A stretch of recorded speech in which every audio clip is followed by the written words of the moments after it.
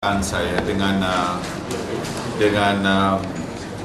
adanya MAPEX 2012 ini dapat mempamerkan perancangan dan juga pertumbuhan sektor hartanah dan industri di negeri Perak ini. Dan dalam sektor hartanah ini dia telah pun telah memberi sumbangan yang besar kepada pertumbuhan negeri Perak, dan dalam tempoh beberapa tahun ini kita telah dapat melihat dengan mata kita sendiri akan perkembangan pertumbuhan dan juga dengan adanya sektor-sektor hartanah yang berkembang pesat di negeri Perak ini. Dan seperti yang saya sebutkan tadi, dari segi statistiknya, negeri Perak telah mencapai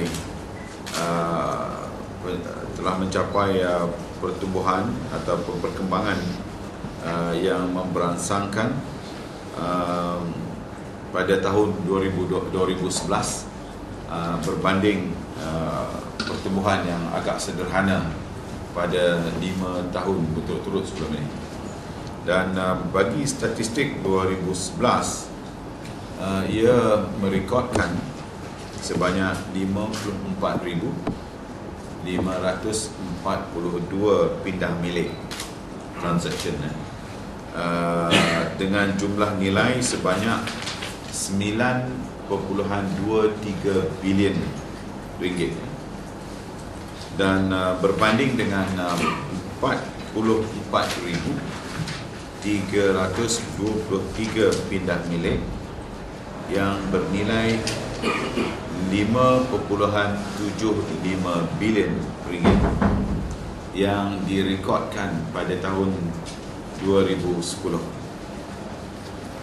Ini menunjukkan satu peningkatan yang memberangsangkan sebanyak 22.6%.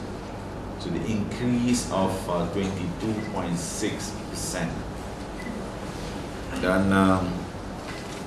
Dan dari segi bilangannya, dan manakala dari segi nilainya pula ataupun value-nya, peningkatan sebanyak 60.5%.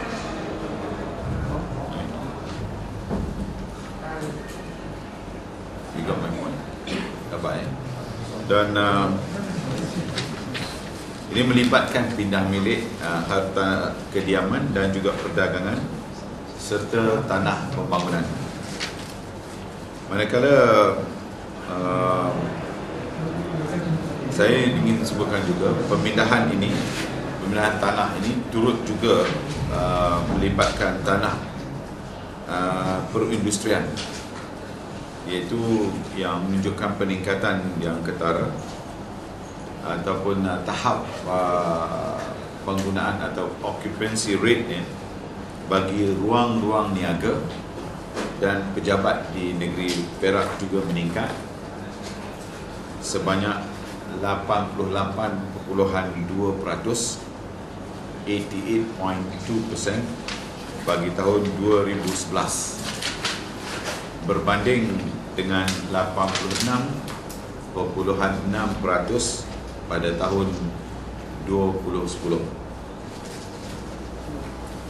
Dan semua pencapaian ini ataupun indikator pencapaian ini menunjukkan bahawa ekonomi negeri Perak begitu aktif dan berada di landasan yang betul.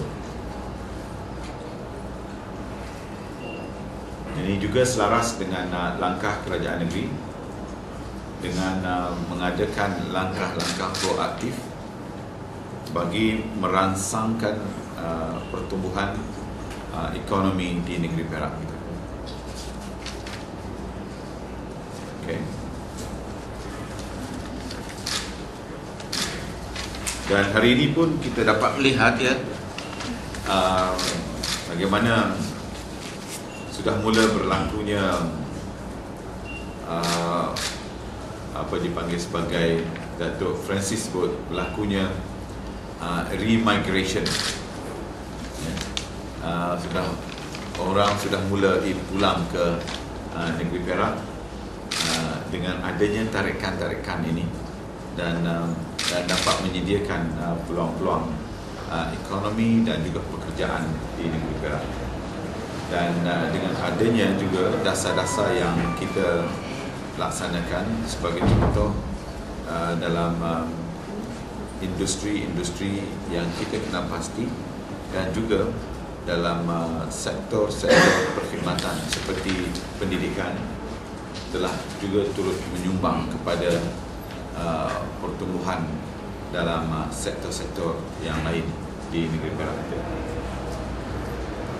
Kampar sebagai contoh, you can see Kampar dengan sektor hartanah yang semakin berkembang pesat sehingga Kampar jadi satu tempat yang begitu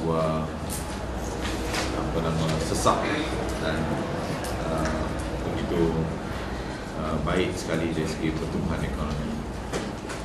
Alright, I want to tell you that. Anything else? Ada apa lain?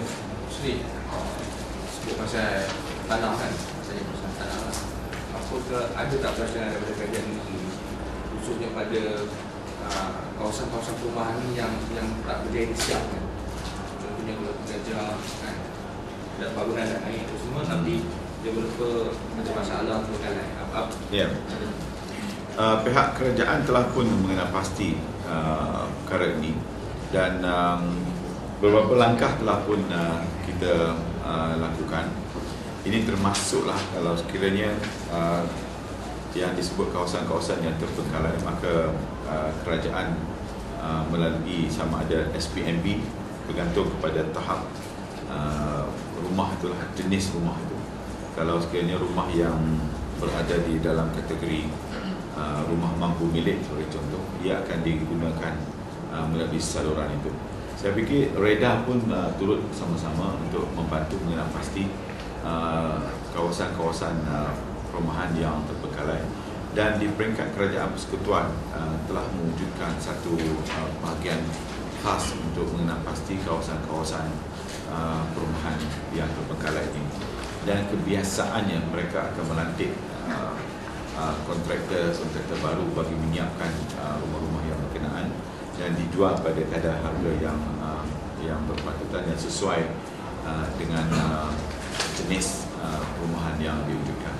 Yang ketiganya, dalam konteks kerajaan negeri, kita juga telah melakukan perkara yang sama, tapi kita tidak boleh melaksanakan di semua tempat kerana ia bergantung kepada kemampuan kerajaan negeri juga. Jadi sekarang ini saya fikir kawasan-kawasan tanah, rumah-rumah yang tertinggal ni ataupun ketinggalan ni tak siap ni sudah pun kurang dari segi bilangannya. Walaupun saya faham ada lagi kawasan-kawasan yang perlu kita selidiki. Ada juga kes-kes yang melibatkan kawasan taman ataupun tanah yang dibangunkan itu. Dia dah buat separuh tapi dia tertinggal, dia tak mampu kerana dia tak mempunyai kapasiti. Dan ini pun satu masalah yang sedang kita fikirkan, yang melibatkan wang ramai orang telah pun membuat pinjaman tetapi mereka tidak boleh menduduki wang mereka. So kita telah pun merujuk kepada pihak kementerian untuk membantu, dan khususnya di pihak Kementerian Keuangan bagi menyelesaikan perkara ini.